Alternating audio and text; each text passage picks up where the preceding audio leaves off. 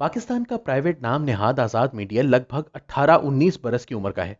यहाँ पर कहने को तो सहाफ़ी काम करते हैं और हर सहाफ़ी की एक इज्जत है और अहमियत है, लेकिन हकीकत यह है कि पाकिस्तानी मीडिया में वाज़ेह तबकात हैं। एक तरफ वर्कर सहाफ़ी हैं जो मामूली तनख्वाहों पर काम करते हैं, जिन इदारों में वो काम करते हैं वहाँ भी वो दूसरे या तीसरे दर्जे के मुलाजिमीन होते हैं। कई इदारों में इनके लिए मखसूस कवायद ज़वाबित होते हैं। वो दिन रात काम करते हैं और टीवी की स्क्रीन को धूप, गर्मी, सर्दी और बारिश की परवाह किए बगैर खबरों और बराह रास्त मनाजिर से मुज़य्यन करते हैं। इन्हीं चैनल्स में जो टेक्निकल स्टाफ काम करता है वो सहाफ़ी नहीं शुमार किया जाता और अक्सर इनका ताल्लुक तीसरे और चौथे दर्जे के तबके से होता है। इन सब में एक तबका लेकिन ऐसा है जो अव्वल दर्जे के मुलाजिम कहलाते हैं और ये हैं एंकर्स। ये एंकर्स चैनल में सब कुछ होते हैं।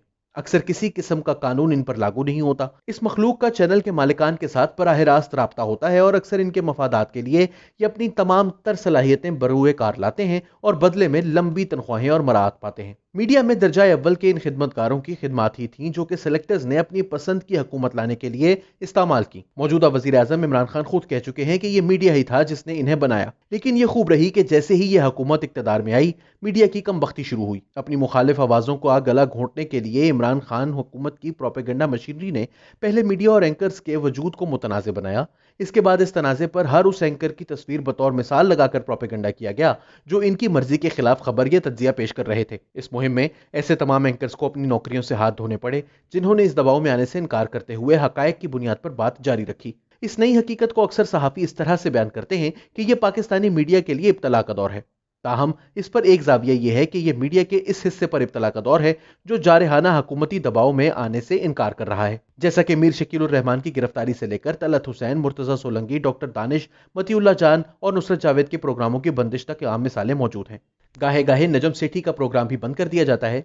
साथ ही साथ इसने एक तरह से उन एंकर्स को भी बेनकाब किया है जिनकी तमाम तर अकीदत और लगाव सहाफती असूलों की बजाय ताकतवर हलकों को खुश करने से है और इससे कबल वो किसी न किसी पर्दे के पीछे छुपे जमहूरी हुकूमतों और अमल को सबोताज करते रहे।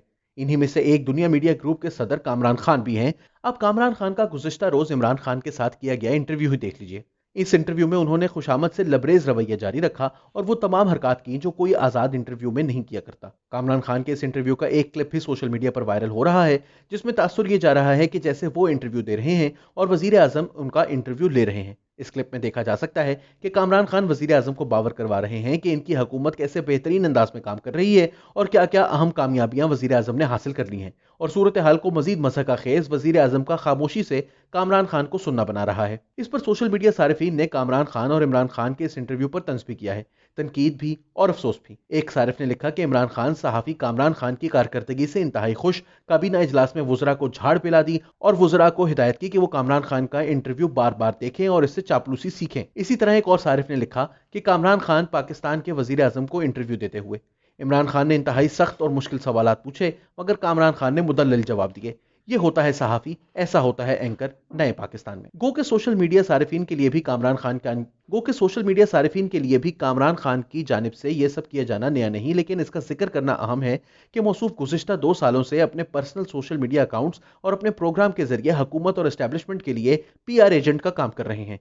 ऐसी सूरत में जब अवाम के लिए 2 वक्त की रोटी पूरी करना मुश्किल है, लाखों रुपए तनख्वाह लेने वाले कामरान खान रोज सब अच्छा और पाकिस्तानी मईशत और अवाम की बेहतरीन हालत की रिपोर्ट देते हैं। हत्ता कि उन्होंने खुद अपनी सहाफती बददयानती का एतराफ किया था कि वह उस्मान बुज़दार को फ्रेंडली इंटरव्यू करना चाहते थे, जिसके लिए उन्होंने सवालात भी भेज दिए लेकिन बुज़दार फिर भी ना आए। इस मौके पर मुल्क की खुफिया एजेंसियों के साबिक सरबराहान और अफसरान की जानिब से इन पर यह भी इल्जाम याद रखना चाहिए कि 1980 की दहाई के अवाखिर में कामरान खान पैसों के एवज खुफिया एजेंसियों को खबरें बेचते रहे। मजीद ये कि नाजरीन को सहाफती असूलों की पासदारी का अंदाजा करने के लिए तलत हुसैन का वो क्लिप भी याद रखना चाहिए जिसमें वो आज से 10 साल कबल मियां नवाज शरीफ का इंटरव्यू कर रहे थे और एहसन इकबाल ने अपनी पार्टी कायद की मदद के लिए लुक्मे देने की कोशिश की, जिसका ना सिर्फ उन्होंने इंतहाई बुरा माना था बल्कि सोशल मीडिया पर यह क्लिप भी वायरल करवा दिया गया था। सहाफी अवामी सूरत हाल, इनके मसाइल और इनके जज्बात के अक्कास होते हैं, लेकिन ऐसे लोग जो कि आवाम की बदतरीन सूरत हाल पर भी दरबारी खिदमत की खातिर खुशियों के ढोल बजाएं, इन्हें सहाफत छोड़कर पब्लिक रिलेशनिंग की किसी कंपनी में काम करना चाहिए।